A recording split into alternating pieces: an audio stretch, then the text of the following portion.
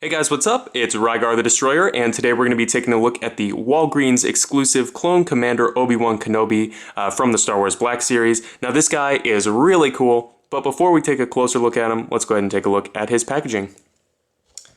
As you can see here, pretty standard stuff. We've got a ton of these out of the Black Series. Nice big window here on the front, as well as an image of Obi-Wan down here in the corner. Flipping it over onto the back, that same image is repeated again, as well as a brief description. And of course, if you'd like to read that, you can go ahead and just pause the video. So anyway, pretty standard stuff, so let's go ahead and get back to the figure itself here. Obi-Wan stands at, let's see, just under 6 inches tall, like 5 7/8. So he's going to be right in scale with all of your other Black Series figures, and he does come with 2 accessories. The first one here, of course, is his lightsaber. And as you can see, nice translucent blade on this, which is removable. And then down on the hilt, very nicely painted. They've got all of the main details on there. The only thing that I don't like is that the plastic is kind of a non-metallic pale gray color, and it just looks a little cheap in my opinion. Not that it affects the figure at all, really that's just a very minor nitpick for this figure. One last thing I do want to mention is that it does plug into his belt here, as you can see there, which is a nice addition. They definitely didn't have to do that, but they did another belt for that, which is really cool. His next accessory is a base. Of course, we've seen this one before. It's got the little place that you stick his foot here at the front. And I've kind of talked about these, I think, before. If not, I'll mention it again. I do like that a base is included. I really feel like these Black Series figures should all come with one. However, I wish they had gone with a more traditional one with a peg, especially since there are even peg holes on this figure. That being said, it is a really nice addition. It does work fairly well for this figure, so I definitely am glad to have it. As far as articulation on this figure goes, it's pretty standard for what we've seen out of the Clone Trooper body, so it is a little bit limited, but we'll go ahead and run through it here.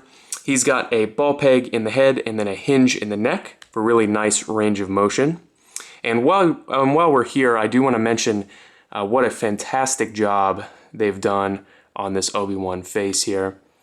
Face printing tech obviously looks great, and then they've done a really nice job in the hair and in the beard. I think it looks really nice. And I definitely imagine people will be swapping these heads onto that original release Obi-Wan.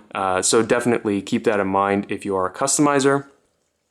As far as the body itself, it's the Clone Trooper one, obviously. Ball hinge shoulders. Not the greatest range of motion out like we've seen before, but they do swivel 360.